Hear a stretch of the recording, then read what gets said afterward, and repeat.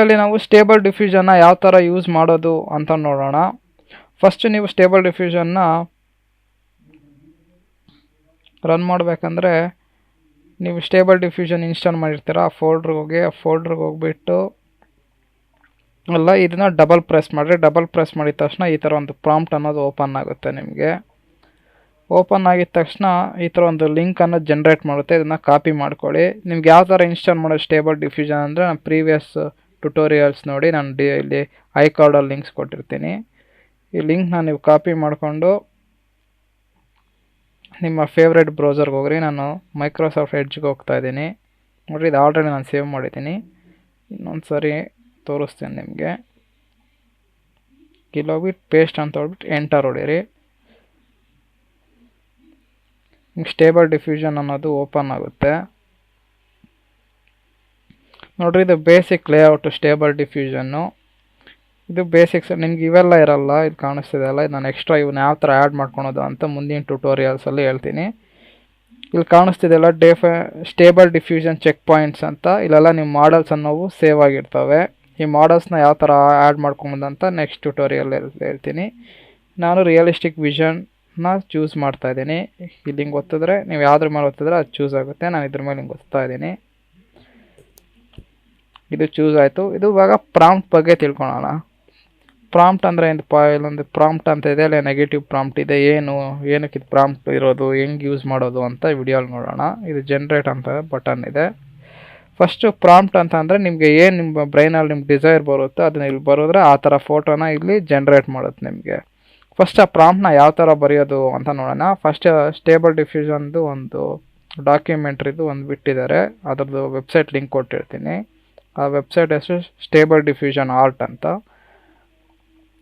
ಅಲ್ಲಿ ಹೋದರೆ ನಿಮ್ಗೆ ಟ್ಯುಟೋರಿಯಲ್ಸ್ ಅಂತ ಹೇಳಿದ್ರೆ ಸಿಗ್ತವೆ. Absolute beginner, prompt building, inpainting, model, quick start guide ಅಂತ. ಫಸ್ಟ್ ನಾವು ಪ್ರಾಂಪ್ಟ್ ಅನಾಟಮಿ ಬಗ್ಗೆ ತಿಳ್ಕೊಳ್ಳೋಣ. ಇಲ್ಲಿ ಹೋದರೆ how come good prompts with stable diffusion ಎಲ್ಲ ಕೊಟ್ಟಿರ್ತಾರೆ. ಸ್ಟೇಬಲ್ ಡಿಫ್ಯೂಷನ್ ಅಂದರೆ ಏನು ಅಂತ ನೀವು ಇಂಟ್ರೆಸ್ಟ್ ಇದ್ದರೆ ಓದ್ಬೋದು. ಫುಲ್ ಕೆಳಗೆ ಹೋಗೋಣ. ಪ್ರಾಂಪ್ಟ್ ಯಾವ ಥರ ಮಾಡೋದು, what is how can I try prompts, quick start guide ನೋಡಿರಿ. ಇವಾಗ ಅನಾಟಮಿ ಕೊಟ್ಟಿದ್ದಾರೆ. ಹೆಂಗೆ ಈ ಪ್ರಾಂಪ್ಟ್ ಅನ್ನೋದು ನಮಗೆ ಬೆಸ್ಟ್ ರಿಸಲ್ಟ್ ಬರೆಸ್ಬೇಕಂದ್ರೆ ಯಾವ ಥರ ಪ್ರಾಂಪ್ಟ್ಸ್ ಅನ್ನೋದು ಬರೀಬೇಕು ಅಂತ.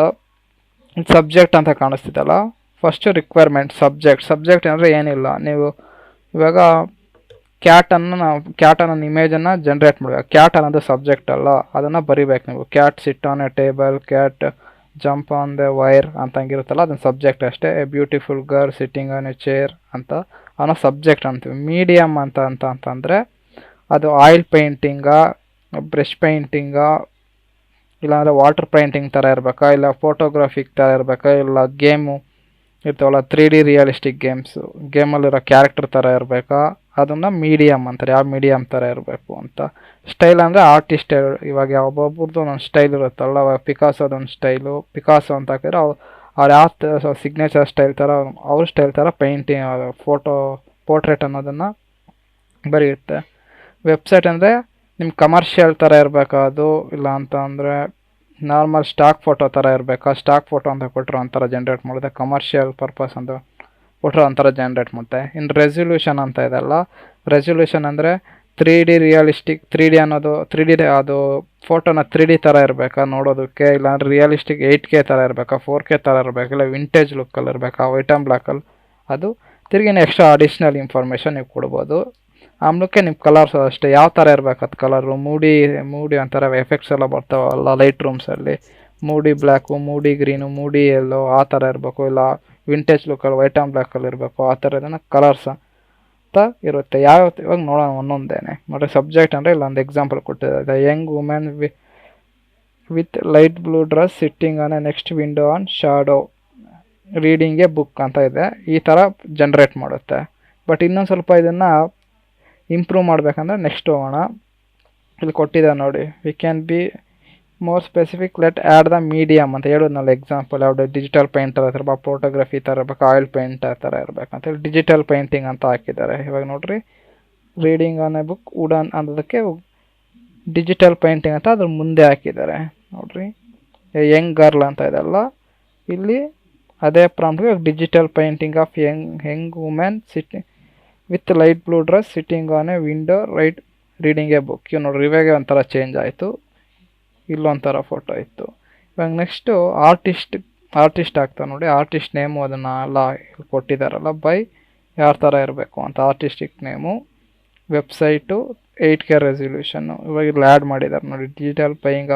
Digital painting of young woman with light blue dress sitting on a next wooden window reading a book. ನೋಡ್ರಿ ಇಲ್ಲಿ ಆರ್ಟಿಸ್ಟ್ ನೇಮ್ ಕೊಟ್ಟಿದ್ದಾರೆ, ರೆಸಲ್ಯೂಷನ್ ಬಗ್ಗೆ ಕೊಟ್ಟಿದ್ದಾರೆ, ಎಕ್ಸ್ಟರ್ನಲ್ ಡೀಟೇಲ್ಸ್ ಕೊಟ್ಟಿದ್ದಾರೆ, ಸಿನಿಮ್ಯಾಟಿಕ್ ಲೈಟಿಂಗ್ ವಿವಿಡ್ ಅಂತ ಕೊಟ್ಟಿದ್ದಾರೆ. ಈ ಥರ ಜನ್ರೇಟ್ ಮಾಡಿದೆ. Tips and good prompts detail. Okay, ಇವಾಗ ನಾವು ಇದನ್ನ ಪ್ರಾಕ್ಟಿಕಲಾಗಿ ಮಾಡಿ ನೋಡ್ರಿ. ಇಲ್ಲಿ ಕೀವರ್ಡ್ಸ್ ಇರ್ತವೆ, ನಿಮ್ಗೆ ಏನಾನ ಅಲ್ಲಿ ಅರ್ಥ ಆಗಿಲ್ಲ ಅಂತಂದರೆ ನೋಡ್ರಿ. ಮಲ್ಟಿಪಲ್ ಬ್ರಾಕೆಟ್ಸ್ ಅಂತ ಅಂದರೆ ಇದೇನಕ್ಕೆ ಹಾಕ್ತಾರೆ ಅಂದರೆ ಅದು ಮೋರ್ ಫೋಕಸ್ ಮಾಡೋದಕ್ಕೆ ಒಂದು ಸಬ್ಜೆಕ್ಟ್ ಇರುತ್ತಲ್ಲ, ಅದು ಯಾವ ಥರ ಅಂತ ನಾನು ಅದೇ ಪ್ರಾಕ್ಟಿಕಲ್ ಮಾಡ್ಬೇಕಾದ್ರೆ ತೋರಿಸ್ತೀನಿ. ಸ್ಟ್ರೆಂತ್ ಆ್ಯಂಡ್ ರೆಡ್ಯೂಸ್ ನೋಡ್ರಿ ಹಾಕಿದ್ದಾರೆ. Be detail specify the description of the subject to multiple brackets to increase its ಸ್ಟ್ರೆಂತ್ನ ಇನ್ಕ್ರೀಸ್ ಮಾಡುತ್ತೆ ಒಂದು ಸ್ಪೆಸಿಫಿಕ್ ವರ್ಡ್. ಬ್ಯೂಟಿಫುಲ್ ಅಂತಂದರೆ ಬ್ಯೂಟಿಫುಲ್ ಅನ್ನೋ ವರ್ಡ್ ಮೇಲೆ ಜಾಸ್ತಿ ಫೋಕಸ್ ಮಾಡಿ ಆ ಪ್ರಕಾರ ನಿಮಗೆ ಫೋಟೋನ ಜನ್ರೇಟ್ ಮಾಡುತ್ತೆ. ಬ್ರಾಕೆಟ್ ಅನ್ನೋದು ಒಂದು ಜಾಸ್ತಿ ಅದನ್ನು ಕಮ್ಮಿ ಮಾಡೋದು. ಅವಾಗ ಕಲರ್ ಜಾಸ್ತಿ ಓವರ್ ಬ್ರೈಟ್ ಆಗಿದೆ ಅಂದ್ಕೊಳ್ರಿ, ಅದನ್ನು ರೆಡ್ಯೂಸ್ ಓವರ್ ಬ್ರೈಟ್ ಅಂತ ಬೋರ್ಡ್ ಬರದೆ ಆಮೇಲೆ ಬ್ರಾಕೆಟ್ ಹಾಕಿದ್ರೆ ರೆಡ್ಯೂಸ್ ಮಾಡುತ್ತೆ. ಇದನ್ನೆಲ್ಲ ಒಂದ್ಸರಿ ನೋಡೋಣ, ನೀವೆಲ್ಲ ಇದನ್ನು ಓದ್ಕೊಳ್ರಿ. ನೋಡ್ರಿ ಪ್ರತಿಯೊಂದು ಕೀವರ್ಡ್ ಬಗ್ಗೆನೂ ನಿಂಗೆ ಎಕ್ಸ್ಪ್ಲೇನ್ ಮಾಡಿ. ಮೀಡಿಯಮ್ ಅಂತಂದರೆ ಕ್ಯಾಟಗರಿ ಎಷ್ಟಿದ್ದಾವೆ ಅದರಲ್ಲಿ ಅಂತ. ಪೋರ್ಟ್ರೇಟ್ ಅನ್ನೋದಂತೆ, digital painting, concept art, realistic illustration. ನೋಡ್ರಿ ಪೋರ್ಟ್ರೇಟ್ ಅಂದರೆ ಫೋಕಸ್ ಆನ್ ಇಮೇಜ್ ಅಂತ ಫೇಸ್ ಮೇಲೆ ಫೋಕಸ್ ಮಾಡಿದ್ರೆ, ಹೆಡ್ ಶಾಟ್ ಮೇಲೆ ಅಂದರೆ ಫುಲ್ ನಿಮ್ಗೊಂದು ಹೆಡ್ ಶಾಟ್ ಇರುತ್ತಲ್ಲ ಪಿಕ್ಚರ್ದು ಅದರದ್ದು. Digital painting, artistic style, concept art. ನೋಡಿ ಮೀಡಿಯಮ್ಗೆ ಇಷ್ಟು ಕೀವರ್ಡ್ಸ್ ಇದ್ದಾವೆ. ಎಷ್ಟು ಕೀವರ್ಡ್ಸನ್ನು ನೀವು ಆಟ ಆಡ್ಬೋದು, ಎಕ್ಸ್ಪೆರಿಮೆಂಟ್ ಮಾಡ್ಬೋದು. ಸ್ಟೈಲ್ಸು ಅಷ್ಟೇ ಎಷ್ಟಿದ್ದಾವೆ, ಇನ್ನೂ ಜಾಸ್ತಿ ಏನಿದ್ದಾವೆ ಸ್ವಲ್ಪ ಪ್ರೊವೈಡ್ ಮಾಡಿದ್ದಾರೆ ಅಷ್ಟೇ. ಇದ್ರ ಬಗ್ಗೆ ಕೀವರ್ಡು, ಅದರದ್ದು ಡಿಸ್ಕ್ರಿಪ್ಷನ್ನು. Increasing detail of resolution, hyper realistic ಅಂತ ಕೀವರ್ಡ್ ಹಾಕಿದ್ರೆ ಅದ್ರದ್ದು ಡೀಟೇಲ್ಸ್ನ ಇನ್ಕ್ರೀಸ್ ಮಾಡ್ತಾರೆ, ರೆಸಲ್ಯೂಷನ್ಸ್ನ ಡೀಟೇಲ್ನು. ಪಾಪ್ ಆರ್ಟು, ಪಾಪ್ ಸ್ಟೈಲು ಮಾಡೋರೆಲ್ಲ ಕೊಟ್ಟಿದ್ದಾರೆ. ರಿಯಲಿಸ್ಟಿಕ್ಕಾಗಿ ಮಾಡುತ್ತೆ 8K ಅಂತ ಹಾಕಿದ್ರೆ. ಇವೆಲ್ಲ ಕೀವರ್ಡ್ಸು ಇವನ್ನೆಲ್ಲ ಹಾಕಿ ಒಂದ್ಸರಿ ಎಕ್ಸ್ಪೆರಿಮೆಂಟ್ ಮಾಡಿರಿ ನೀವು. ನಾನು ಸ್ವಲ್ಪ ಮಾತ್ರ ತೋರಿಸ್ತೀನಿ. ಇವಾಗ ನಾನೊಂದು ಸಬ್ಜೆಕ್ಟ್ನ ಅನ್ನೋದು ಬರೀತಾ ಇದ್ದೀನಿ. ಫಸ್ಟಿಗೆ beautiful girl, Indian beautiful girl ಅಂತ ಬರಿತೀನಿ. ನಾನು ಸ್ವಲ್ಪ ಇನ್ನು ಎಕ್ಸ್ಟ್ರಾ ಡೀಟೇಲ್ಸ್ ಕೊಡೋಣ. ಇಂಡಿಯನ್ ಬ್ಯೂಟಿಫುಲ್ ಗರ್ಲ್ ಅಂತ ಇವಾಗ ಇನ್ನೊಂದು ಎಕ್ಸ್ಟ್ರಾ ಅದಕ್ಕೆ ಏನು ಆಡ್ಬೇಕು, ನಾನೇನು ವೇರಿಂಗ್ ಟೋರ್ನ್ ಜೀನ್ಸ್ ಅಂತ ಹಾಕೋಣ. ಹಂಗೆ ಇನ್ನೊಂದು ಎಕ್ಸ್ಟ್ರಾ ನಿಮ್ಗೆ ಬೇಕಂದರೆ ಈ ಸೆಮಿಕಲನ್ ಹಾಕಿ ಕಾಲಮ್ ಹಾಕಿ ಇಲ್ಲಿ ವೇರಿಂಗ್ ಅಂತ ಬರೆಯೋಣ. ವೇರಿಂಗ್ ಟೋರ್ನ್ ಜೀನ್ಸ್ ಅಂತ ಹಾಕೋಣ. ಇವಾಗ ಇಲ್ಲಿ ಜನ್ರೇಟ್ ಅಂದರೆ ರೀಸ್ಟೋರ್ ಫೇಸ್ ಅಂತ ಹಾಕೋಣ. ರೀಸ್ಟೋರ್ ಫೇಸ್ ಅಂದರೆ ನಿಮ್ಮ ಫೇಸ್ ಅನ್ನೋದು ಚೆನ್ನಾಗಿ ಬರುತ್ತೆ. ಇವಾಗ Euler sample method and sampling step, ಇದು ನೆಕ್ಸ್ಟ್ ವಿಡಿಯೋಲಿ ಎಕ್ಸ್ಪ್ಲೇನ್ ಮಾಡ್ತೀನಿ ನೀವು ಸೆಟ್ಟಿಂಗ್ಸ್ ಏನಂತ. ಇವಾಗ ಜನ್ರೇಟ್ ಅಂತ ಹೊಡೆಯೋಣ. ನೋಡ್ರಿ ಜನ್ರೇಟ್ ಅನ್ನೋದು ಮಾಡ್ತಾ ಇದೆ. ನೋಡ್ರಿ ಈ ಥರ ಜನ್ರೇಟ್ ಮಾಡಿದೆ. ನಂಗೆ ಫೇಸ್ ಅನ್ನೋದೇ ಬಂದಿಲ್ಲ.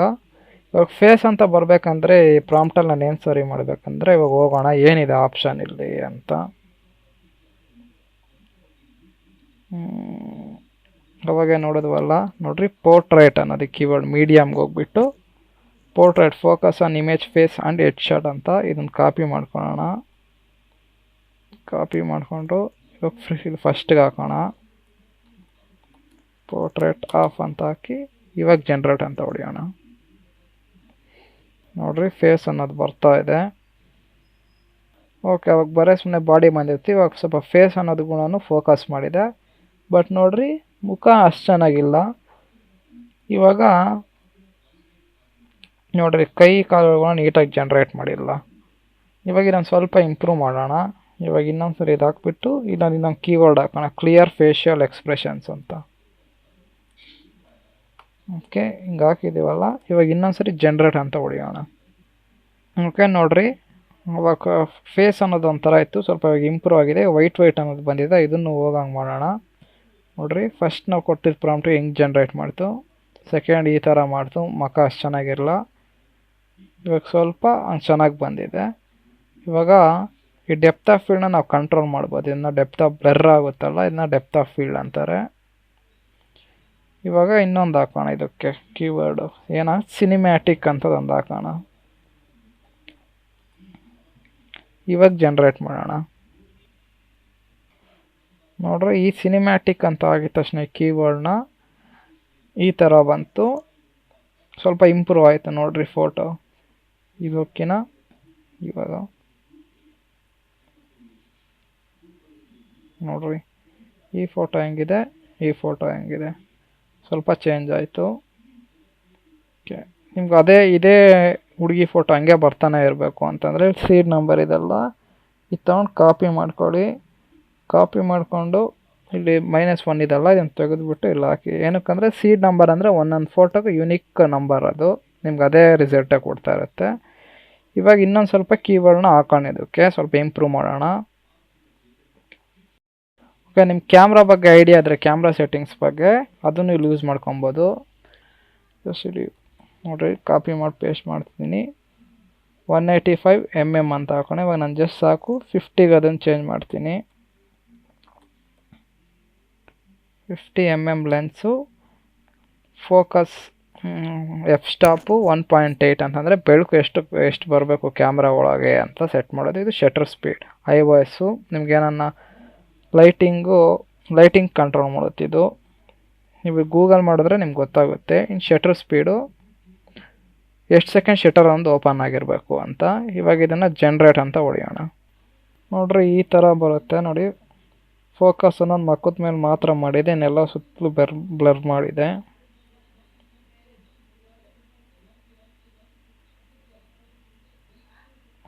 ನೋಡ್ರಿ ಇಲ್ಲಾದರೆ ಇಷ್ಟು ಮಾತ್ರ ಮಾಡಿದೆ. ಇಲ್ಲಿ ನೋಡ್ರಿ ಫುಲ್ ಇಲ್ಲಿ ಮಖ ಹತ್ರ ಮಾತ್ರ ಬ್ಲರ್ ಮಾಡಿದೆ. ಇವಾಗ ಇದನ್ನು ಚೇಂಜ್ ಮಾಡೋಣ. 185 ಮಾಡೋಣ. 185 ಬೇಕಂದ್ರೆ ಇವನು ನಂಬರ್ಸ್ನ ಬೇಕಂದರೆ ಚೇಂಜ್ ಮಾಡ್ಕೊಂಡು ನೀವು ಎಕ್ಸ್ಪೆರಿಮೆಂಟ್ ಮಾಡ್ಬೋದು. ಶಟರ್ ಸ್ಪೀಡು ಅದೆಲ್ಲ. ನಾನು ಶಟರ್ ಸ್ಪೀಡ್ನ ಒಂದು 250 ಇಡೋಣ. 250 ಜನ್ರೇಟ್. ನೋಡ್ರಿ ಈ ಥರ ಬಂದಿದೆ ಫೋಟೋ. ನೋಡ್ರಿ ಈ ಥರ ಆಗಿರುತ್ತೆ. 185 mm ಅಂದರೆ ಇದ್ರ ಮಧ್ಯದಲ್ಲಿರುತ್ತೆ.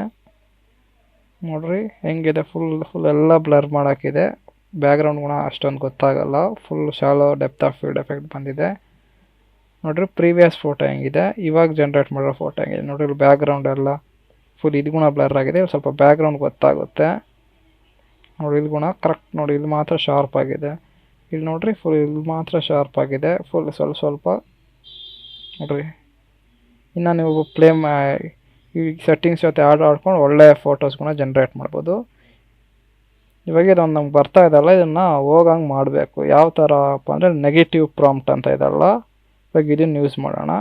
ಇನ್ನೂ ಸ್ವಲ್ಪ ಇಂಪ್ರೂವ್ ಮಾಡಬೇಕಂದ್ರೆ ಇನ್ನೂ ಪ್ಯಾರಾಮೀಟರ್ಸ್ಗಳನ್ನ ಹಾಕ್ಬೋದು. ನಾನು ಇನ್ನೊಂದು 3-4 ಹಾಕ್ಬಿಟ್ಟು ತೋರಿಸ್ಬಿಡ್ತೀನಿ ಒಂದೇ ಸರಿ. ಇನ್ನೊಂದು 3 ಕೀವರ್ಡ್ಸ್ ಹಾಕ್ಬಿಡ್ತೀನಿ. ಆ್ಯನ್ಸೆಂಟ್, ಇನ್ನೊಂದು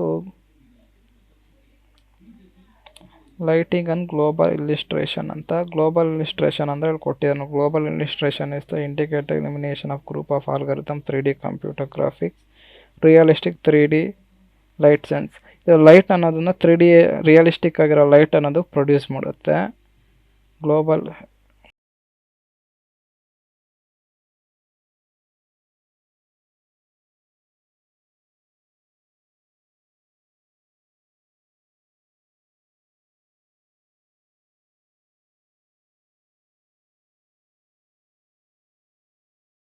ಆ್ಯನ್ಸೆಂಟ್ ಅಂತಂದರೆ ಈ ಪಿಕ್ಚರ್ ಇದೆಲ್ಲ, ಈ ಪಿಕ್ಚರ್ನ ಸ್ವಲ್ಪ ಎಂಪಸೈಸ್ ಮಾಡುತ್ತೆ, ಸ್ವಲ್ಪ ಕ್ಲಾರಿಟಿಯಾಗಿ ಮಾಡುತ್ತೆ. ಲೈಟಿಂಗ್ ಅಂತಂದರೆ ಲೈಟ್ ಅನ್ನೋದು ಚೆನ್ನಾಗಿರೋ ಹಾಗೆ. ಗ್ಲೋಬಲ್ ಇಲ್ಲಿಸ್ಟ್ರೇಷನ್ ಅಂದರೆ 3D ಆಟೋಮೆಟಿಕ್ಕಾಗಿ ಒಂದು ಆಲ್ಗಾರಿದಮ್ ಇದೆಲ್ಲ ಇಲ್ಲಿ ಎಕ್ಸ್ಪ್ಲೈನ್ ಮಾಡಿದ್ದಾರೆ ನೋಡಿ. ಈ ಥರ ಕ್ರಿಯೇಟ್ ಮಾಡುತ್ತದೆ ಮೋರ್ ರಿಯಲಿಸ್ಟಿಕ್ ಲೈಟಿಂಗ್ ಇನ್ 3D ಸೀನ್ಸ್ ಅಂತ. 3D ಸೀನ್ಸಲ್ಲಿ ಹೆಂಗೆ ಲೈಟ್ ಅನ್ನೋದು ಕ್ರಿಯೇಟ್ ಮಾಡುತ್ತೋ ಹಂಗೆ ಕ್ರಿಯೇಟ್ ಮಾಡುತ್ತೆ. ಎಷ್ಟು ಕೀವರ್ಡ್ಸು ಇದಿಷ್ಟು ಹಾಕಿ ಇವಾಗ ಇನ್ನೊಂದ್ಸರಿ ಜನ್ರೇಟ್ ಅಂತ ಒಡ್ತಾಣ. ನೋಡ್ರಿ ಈ ಥರ ಬಂದಿದೆ. ಸ್ವಲ್ಪ ಫೇಶಿಯಲ್ ನೋಡ್ರಿ, ಇಲ್ಲಿ ಫೇಸ್ನ ಅಬ್ಸರ್ವ್ ಮಾಡಿರಿ ಯಾವ ಥರ ಚೇಂಜ್ ಆಗಿದೆ. ಇದು ನೋಡ್ರಿ ಸ್ವಲ್ಪ ಇಂಪ್ರೂವ್ ಆಗಿದೆ, ಸ್ವಲ್ಪ ರಿಯಲಿಸ್ಟಿಕ್ ಆಗಿದೆ ಫೇಸ್ ಇದು ಪ್ರೀವಿಯಸ್ಗಿನ. ಓಕೆ, ನೆಕ್ಸ್ಟ್ ಇವಾಗ ಇದು ಹೋಗಂಗೆ ಮಾಡ್ಬೇಕು ನಾವು. ಇದು ಹೋಗಂಗೆ ಮಾಡ್ಬೇಕಂದ್ರೆ ಅದಕ್ಕೆ ನೆಗೆಟಿವ್ ಪ್ರಾಂಪ್ಟ್ಸ್ ಅಂತ ಅಂತಾರೆ. ಇಲ್ಲಿ ನಿಮ್ಗೆ ಎಕ್ಸ್ಟ್ರಾ ಒಂದೊಂದು ಸರಿ ಪಿಕ್ಚರ್ಗೆ ಎಕ್ಸ್ಟ್ರಾ ತಲೆಗಳು ಕಾಲುಗಳು ಎಲ್ಲ ಜನ್ರೇಟ್ ಮಾಡುತ್ತೆ. ಆವಾಗ ಅದನ್ನು ನಾವು ಫಿಕ್ಸ್ ಮಾಡ್ಬೋದು. ಅದು ಫಿಕ್ಸ್ ಮಾಡೋದಕ್ಕೆ ನೆಗೆಟಿವ್ ಪ್ರಾಂಪ್ಟ್ನಾಗೆ ಇಲ್ಲಿ ಬರೀಬೇಕು. ಅದು ಯಾವ ಥರ ಬರೆಯೋದು ಅಂತ ಇವಾಗ ನೋಡೋಣ. ಓಕೆ, ನೆಗೆಟಿವ್ ಪ್ರಾಂಪ್ಟ್ಸ್ನ ಯಾವ ಥರ ಯೂಸ್ ಮಾಡೋದನ್ನು ತಿರ್ಗಾ ಈ ವೆಬ್ಸೈಟ್ಗೆ ಹೋಗೋಣ. ಈ ವೆಬ್ಸೈಟಲ್ಲಿ ಹೋದರೆ ನೋಡಿರಿ how to use negative prompts ಅಂತ ಇದ್ದಾವೆ. ನೋಡಿರಿ ಇಲ್ಲಿ ಕೊಟ್ಟಿದ್ದಾರೆ negative prompt stable diffusion 2.1 1.5 use ಮಾಡ್ತೀನಿ ನಾನು. ಓಕೆ, ಈ ಕಮೆಂಟ್ಸ್ ಹಾಕ್ರಿ. ನೋಡಿ ನನ್ನಂತ ಏನೂ ಕೊಟ್ಟಿಲ್ಲ ಅಂದರೆ ಈ ಥರ ಇರುತ್ತೆ. ಸ್ವಲ್ಪ ಅಗ್ಲಿ ಅಂತ ಕೊಟ್ಟರೆ ನೋಡೋಣ. ನಾನು ಅಗ್ಲಿ ಅಂದರೆ ಸ್ವಲ್ಪ ಈ ಥರ ಆಗುತ್ತೆ. ಅಗ್ಲಿ ಆ್ಯಂಡ್ ಡಿಫಾರ್ಮ್ಡ್ ಅಂತ ಕೊಟ್ಟರೆ ಸ್ವಲ್ಪ ಈ ಥರ ಆಗುತ್ತೆ. ಅಗ್ಲಿ ಡಿಫಾರ್ಮ್ಡ್ ಡಿಸ್ಫಿಗರ್ಡ್ ಅಂತಂದರೆ ಸ್ವಲ್ಪ ಇಂಪ್ರೂವ್ ಆಗುತ್ತೆ. ನೋಡಿರಿ ಇದು ಸ್ಯಾಂಪಲ್ ಇಮೇಜು. ಈ 3 ಕಮೆಂಟ್ನ ಕೊಡೋಣ ಇವಾಗ. ಕಾಪಿ ಮಾಡ್ಕೊಳ್ಳೋಣ.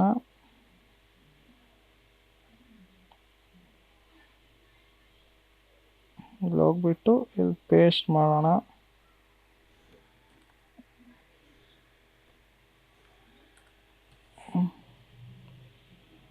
Okay, generate. ನೋಡಿರಿ ಇವಾಗ ಇಮೇಜ್ ಅನ್ನೋದು ಇಂಪ್ರೂವ್ ಆಯಿತು. ನೋಡಿರಿ ಇಲ್ಲ ಒಂಥರ ಹಿಂಗೆ ವೈಟಿಗೆ ಬರ್ತಾಯಿತ್ತಲ್ಲ. ಒಂದ್ಸರಿ ನೋಡೋಣ. ನೋಡಿರಿ ಫಸ್ಟ್ ಪ್ರಾಂಪ್ಟ್ನಾಗ ನಾವು ಸುಮ್ಮನೆ ಸಬ್ಜೆಕ್ಟ್ ಏನು ಕೊಟ್ಟ ಹಿಂಗೆ ಬಂತು. ಸ್ವಲ್ಪ ಅದಕ್ಕೊಂದು ಪೋರ್ಟ್ರೇಟ್ ಅಂತ ಹಾಕಿದಾಗ ಈ ಥರ ಬಂತು. ನೆಕ್ಸ್ಟ್ ಅದಕ್ಕೆ ಇವಾಗ ಕ್ಯಾಮ್ರಾ ಸೆಟ್ಟಿಂಗ್ಸ್ ಹಾಕಿದ್ವಲ್ಲ ಈ ಥರ ಮಾಡ್ತು. ಸಿನಿಮ್ಯಾಟಿಕ್ ಅಂತ ಹಾಕಿದಾಗ ಈ ಥರ ಮಾಡ್ತು. ಸ್ವಲ್ಪ ಸಿನಿಮ್ಯಾಟಿಕ್ ಜೊತೆ ಕ್ಯಾಮ್ರಾ ಸೆಟ್ಟಿಂಗ್ಸ್ ಹಾಕಿದಾಗ ಈ ಥರ ಸ್ವಲ್ಪ ಚೇಂಜ್ ಮಾಡ್ತು. ಲೆನ್ಸ್ನ ಲೆನ್ಸ್ ಜೊತೆ ಆಟ ಆಡಬೇಕಾದ್ರೆ ಮೀನ್ಸ್ ಫೋಕಲ್ ಲೆನ್ಸ್ ಚೇಂಜ್ ಮಾಡಬೇಕಾದ್ರೆ ಈ ಥರ ಜನ್ರೇಟ್ ಮಾಡ್ತು. ನೆಕ್ಸ್ಟು ಲೈಟ್ಸ್ ಅನ್ನೋದು ಹಾಕಿದಾಗ ಇಲ್ಲಿ ಇಲ್ಲಿ ಫೇಸ್ ಹತ್ರ ಡೀಟೇಲ್ ಅನ್ನೋದು ಇನ್ಕ್ರೀಸ್ ಆಗಿದೆ. ನೋಡಿರಿ ಇವಾಗ ಒಂಥರ ಇದೆ. ಸ್ವಲ್ಪ ರಿಯಲಿಸ್ಟಿಕ್ಕಾಗಿ ಇನ್ಕ್ರೀಸ್ ಮಾಡಿದೆ. ಇವಾಗ ನೆಕ್ಸ್ಟ್ ಅದು ಬ್ಯಾಡ್ ಅನಾಟಮಿ ಅಂತ ಹಾಕಿದ ತಕ್ಷಣ ನೋಡಿರಿ ಫೇಸ್ ಮೇಲೆ ಇರೋ ಒಂದು ಮಾರ್ಕ್ ಬರುತ್ತಲ್ಲ ಅದೇ ಹೋಗಂಗೆ ಮಾಡಿದೆ. ನೋಡಿರಿ ಹೆಂಗೆ ಇಂಪ್ರೂವ್ ಮಾಡಿದೆ. ನೆಗೆಟಿವ್ ಪ್ರಾಂಪ್ಟಿಗೆ 3 ಹಾಕಿದ ತಕ್ಷಣ ಇಂಥವು ಜಾಸ್ತಿ ಇದ್ದಾವೆ. ನೀವೆಲ್ಲ ಇಲ್ಲಿ ಓದ್ಕೊಬೇಕು ಹೆಂಗೆ ಯೂಸ್ ಮಾಡೋದು ಅವನ್ನ ಅಂತ. ಇವಾಗ ನನಗೆ ವೇರಿಂಗ್ ಟೋನ್ ಜೀನ್ಸ್ ಅನ್ನೋದು ಬರ್ತಾ ಇಲ್ವಲ್ಲ. ಫೋಕಸ್ ಮಾಡೋಣ. ಇದಕ್ಕೇನಿಲ್ಲ ಇಲ್ಲಿ ಹೋಗ್ಬಿಟ್ಟು bracket open bracket close bracket. ಇಲ್ಲಿ ಓಪನ್ ಬ್ರಾಕೆಟ್ನ 2 ಟೈಮ್ಸ್ ಹಾಕೋಣ. ಇಲ್ಲೊಂದ್ಸರಿ 2 ಟೈಮ್ಸ್ ಕ್ಲೋಸ್ ಬ್ರಾಕೆಟ್ ಹಾಕಿದ್ದೀವಲ್ಲ. ಇವಾಗ ಜನ್ರೇಟ್ ಅಂತ ಹೊಡೆಯೋಣ. ನೋಡ್ರಿ ಇಲ್ಲಿ ನಾವು ಪ್ರಿಯಾರಿಟಿ ಕೊಟ್ಟಿದ ತಕ್ಷಣ ನೋಡ್ರಿ ಜೀನ್ಸ್ ಬಂದುಬಿಡ್ತು. ನೋಡ್ರಿ ಫಸ್ಟ್ ಈ ಥರ ಆಯಿತು ನಾವು ಬೇಸಿಕ್ಕಾಗಿ ಮಾಡಿದಾಗ. ಸೆಕೆಂಡ್ ಈ ಥರ ಆಯಿತು. ಜಸ್ಟ್ ಸಬ್ಜೆಕ್ಟ್ ಕೊಟ್ಟಾಗ ಹಿಂಗಿತ್ತು. ಮೀಡಿಯಾ ಕೊಟ್ಟಾಗ ಹಿಂಗಾಯಿತು. ಆಮೇಲೆ ನೆಕ್ಸ್ಟು ನೋಡ್ರಿ ಇವಾಗ ನೋಡ್ರಿ ಜೀನ್ಸ್ ಅಂತ ಕೊಟ್ಟಿದ ತಕ್ಷಣ ನಾರ್ಮಲಾಗಿ ಸುಮ್ಮನೆ ಯಾವುದೋ ಒಂದು ಡ್ರೆಸ್ ಇರ್ತಾಯಿತ್ತು. ಜೀನ್ಸ್ ಅಂತ ಕೊಟ್ಟಿದ ತಕ್ಷಣ ಜೀನ್ಸ್ ಅನ್ನೋದು ಬಂತು. ಈ ಪ್ರಾಂಪ್ಟ್ ಇದಲ್ಲ, ಈ ಪ್ರಾಂಪ್ಟು ನಮಗೆ ಹಗಲೆಲ್ಲ ಟೈಪ್ ಮಾಡೋಕ್ಕಾಗಲ್ಲ ಅಂದ್ಕೊಳ್ಳಿ. ಜಸ್ಟ್ ಏನಿಲ್ಲ ಇದ್ರ ಮೇಲೆ ಹಿಂಗೆ ಹೋಗ್ಬಿಟ್ಟು ಸೆಲೆಕ್ಟ್ ಮಾಡಿರಿ. ಸೆಲೆಕ್ಟ್ ಮಾಡಿರಿ ಇಲ್ಲಿ ಕಾಪಿ ಅಂತ ಇದೆಲ್ಲ ಹಿಂಗೆ ಬರುತ್ತೆ. ಅದಕ್ಕೊಂದು ಸ್ಟೈಲ್ ಇದಕ್ಕೊಂದು ನೇಮ್ ಕೊಡ್ರಿ. ಈಗ ಹುಡುಗಿ ಕಾಣಿಸ್ತಿದ್ದಾಳ. ಇದಕ್ಕೆ ಇಂಡಿಯನ್ ಗರ್ಲ್ ಅಂತ ಕೊಡೋಣ. ನಾನು ಸುಮ್ಮನೆ ಗರ್ಲ್ ಅಂತ ಕೊಡೋಣ ಅಷ್ಟೇ. ಗರ್ಲ್ ಫೋಟೋ ಅಂತ ಕೊಟ್ಬಿಟ್ಟು ಇಲ್ಲಿ ಪಿ ಅಂತ ಹೊಡೀರಿ. ನಿಮ್ಗೆ ಇಷ್ಟ ಬಂದಿಟ್ಕೊಳ್ಳಿ. ನಾನು ಪಾಸಿಟಿವ್ ಪ್ರಾಂಪ್ಟ್ ಅಂತ ಇರೋದಕ್ಕೆ ಪಿ ಅಂತ ಕೊಡ್ತೀನಿ. ಓಕೆ ಅಂತ ಹೊಡೀರಿ. ನೆಕ್ಸ್ಟ್ ಇಲ್ಲಿ ಇದಿದೆಲ್ಲ ಇದನ್ನು ಹೋಗ್ಬಿಟ್ಟು ನೋಡಿಬಿಟ್ಟು ಓಕೆ ಇದು ಸೆಲೆಕ್ಟ್ ಮಾಡಿಬಿಟ್ಟು ಇಲ್ಲಿ ಕಾಣಿಸ್ತಾ ಇದೆಲ್ಲ ಸೇಫ್ ಸ್ಟೈಲ್ ಅಂತ ಇದ್ರ ಮೇಲೆ ಪ್ರೆಸ್ ಮಾಡಿ ಇದಕ್ಕೂ ಒಂದು ನೇಮ್ ಕೊಡ್ರಿ. ಗರ್ಲ್ ಫೋಟೋ ಎನ್ ಅಂತ ಕೊಡ್ತೀನಿ ನಾನು. ಎನ್ ಅಂದರೆ ನೀವು ಏನಾನ ಕೊಡ್ಬೋದು. ನಾನು ಎನ್ ಅಂದರೆ ನೆಗೆಟಿವ್ ಪ್ರಾಂಪ್ಟ್ ಅಂತ ಹಂಗಿರೋದು ಕೊಡ್ತೀನಿ. ಆಗ ಆಲ್ಮೋಸ್ಟ್ ನೋಡಿರಿ ಕ್ಲಿಯರ್ ಮಾಡೋಣ. ನೆಕ್ಸ್ಟ್ ಸರಿ ಹಿಂಗೆ ಟೈಪ್ ಮಾಡೋದೇ ಬೇಕಾಗಿಲ್ಲ. ಇಲ್ಲಿ ಇದೆಲ್ಲ ಸ್ಟೈಲ್ಸು. ಇದನ್ನು ಇಲ್ಲಿ ಹೋಗ್ಬಿಟ್ಟು ಕೊಟ್ಟವಲ್ಲ GP ಅಂತ ಹೊಡೀರಿ. ಇಲ್ಲಿ ಬಂದುಬಿಟ್ಟು ಇಲ್ಲಿ ಇದು ಕಾಣಿಸ್ತಿದೆ ಅಲ್ಲ ಇದ್ರ ಮೇಲೆ ಪ್ರೆಸ್ ಮಾಡಿ. ನೋಡಿರಿ ಬಂದುಬಿಡ್ತು ಅಷ್ಟೇ. ಪ್ರಾಂಪ್ಟ್ಸ್ನ ಯಾವ ಥರ ಯೂಸ್ ಮಾಡೋದು ಸ್ಟೇಬಲ್ ಡಿಫ್ಯೂಷನಲ್ಲಿ ಅಂತ ನಿಮ್ಗೇನಾದರೂ ವಿಡಿಯೋ ಇಷ್ಟ ಆದರೆ ಲೈಕ್ ಮಾಡಿ, ಶೇರ್ ಮಾಡಿ, ಸಬ್ಸ್ಕ್ರೈಬ್ ಮಾಡೋದು ಮಾತ್ರ ಮರಿಲೇಬೇಡ್ರಿ. ನಿಮ್ಗೆ ಯಾವುದೇ ಥರ ಡೌಟ್ ಇದ್ದರೂ ಕಾಮೆಂಟ್ ಸೆಕ್ಷನಲ್ಲಿ ಹಾಕಿಲ್ಲ ಅಂದರೆ ಇನ್ಸ್ಟಾಗ್ರಾಮಲ್ಲಿ ಮೆಸೇಜ್ ಮಾಡಿರಿ. Keep watching Kannada tech tips.